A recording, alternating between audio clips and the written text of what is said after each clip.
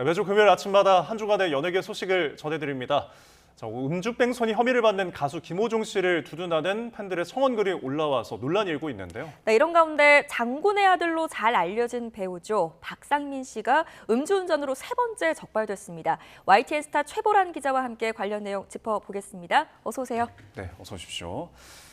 김호중 씨가 이제 음주운전과 위험 운전 치상 등의 혐의로 구속 송치가 되었는데 지금 일부 팬들이 정상 참작을 주장하면서 옹호를 하고 있다고요?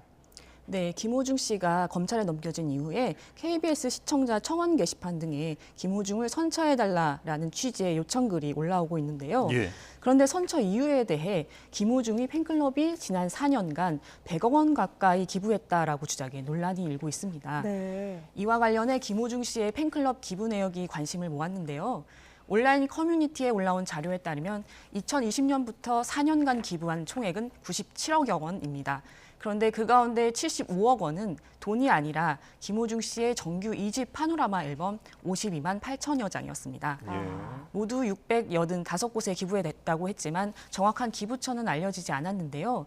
일각에서는 앨범 판매량을 늘리기 위해 팬들이 구매한 뒤 떠넘긴 것이 아니냐며 기부 취지에 대한 의심도 제기하고 있는 상황입니다. 네, 이 어긋난 팬심에 대한 또 비판적인 여론이 계속해서 나오고 있는 상황인데 지금 김호중 씨뿐만이 아니라 김호중 씨의 혐의를 은폐해준 혐의로 또 소속사 관계자, 또 대표 이런 사람들이 지금 구속되지 않았습니까? 회사가 지금 어떤 상황인가요?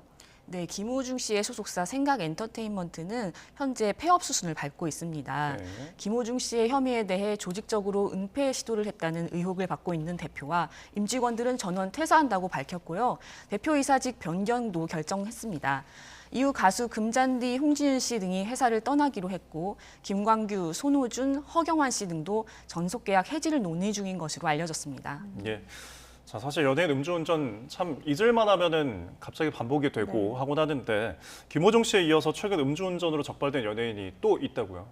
네, 영화 장군의 아들로 유명한 배우 박상민 씨인데요. 예. 지난달 19일 오전 차를 몰고 귀가하던 중 골목길에서 잠이 들었고 이를 지나가던 목격자가 신고하면서 경찰에 음주운전으로 적발됐습니다. 경찰에 따르면 적발 당시 박상민 씨의 혈중 알코올 농도는 면허 취소 수준인 것으로 전해졌습니다. 박상민 씨는 경찰 조사에서도 혐의를 인정했고 지난달 30일 도로교통법 위반 혐의로 경찰에 넘겨졌습니다. 네, 참 놀랐습니다. 박상민 씨가 음주운전으로 적발된 게 이번이 처음이 아니라면서요? 네, 이번이 세 번째인데요. 박상민 씨는 지난 2011년에도 서울 강남에서 음주운전으로 적발돼 면허 정지 처분을 받은 적이 있습니다. 이에 앞서 97년에는 음주운전 중에 접촉사고를 낸 후 달아나다 경찰에 검거되기도 했습니다. 세 번째 음주운전으로 적발된 후 박상민 씨의 소속사는 공식 입장문을 통해 어떤 변명의 여지 없는 잘못된 행동이라면서 본인 역시 뉘우치고 반성하고 있다고 사과했습니다. 예, 참 연예계 음주운전이 참 근절되기가 좀 어렵네요. 좀 그 소식이 안 들려왔으면 좋겠다는 생각이 듭니다. 다음 소식 살펴보죠. 배우 선우은숙 씨가 개인사로 인한 논란 때문에 활동 중단을 선언했다고요? 네, 배우 선우은숙 씨가 지난 1일 고통스러운 개인사로 인해 방송 출연에 어려움을 호소하면서 활동 중단을 선언했는데요. 이는 전 남편인 아나운서 유영재 씨와 갈등 때문입니다. 결혼 1년 6개월 만에 파경을 맞은 선우은숙 씨는 자신이 알지 못했던 유영재 씨의 사실혼 관계가 있었으며 그가 재혼이 아닌 삼혼이었다고 밝혀 파장이 일었습니다. 예. 또한 선우은숙 씨는 이혼을 결심한 결정적 계기가 친언니에 대한 유영재 씨의 강제 추행이라고 폭로해 충격을 안겼습니다. 이와 관련해 선우은숙 씨는 법원에 혼인 취소 소송을 제기했고 유영재 씨에 대해서도 강제 추행 혐의로 경찰에 고소장을 접수한 상황입니다. 아하, 그렇다면 처형에 대한 지금 강제추행 혐의 받고 있는 유영재 씨는 어떤 입장입니까? 네, 유영재 씨는 혐의를 전면 부인했습니다. 선우은숙 씨가 강제추행 혐의를 제기한 다음 날 유영재 씨는 자신의 유튜브 채널을 통해 법적으로 진실을 가리겠다며 반박했습니다. 예. 더불어 더불어 선우은숙 씨에게 사문을 숨긴 적이 없고 동거, 사실혼, 양다리 등도 근거 없는 이야기라고 해명했습니다.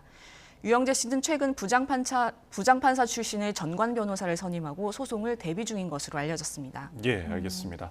자, 다음 소식 좀 넘어가서 짚어보면 가수 지드래곤 씨가 이 카이스트 연단에 선다는 소식이거든요. 지금 인공지능과 메타버스 등 디지털 기술과 관련한 토크쇼라고 제가 들었는데 지드래곤 씨가 참석하게 된 배경이 있을까요? 네, 지드래곤 씨가 지난 5일 대전 카이스트에서 열린 정보통신 및 과학기술 관련 행사인 이노베이트 코리아 2024 무대에 올랐는데요. 예. 지드래곤 씨의 소속사인 갤럭시 코퍼레이션은 엔터테인먼트의 인공지능과 메타버스 등 디지털 기술을 접목하는 엔터테크 기업입니다. 최근 갤럭시 코퍼레이션은 K-팝 글로벌 사업을 위한 과학기술을 확보하기 위해 카이스트와 협정을 맺기도 했습니다.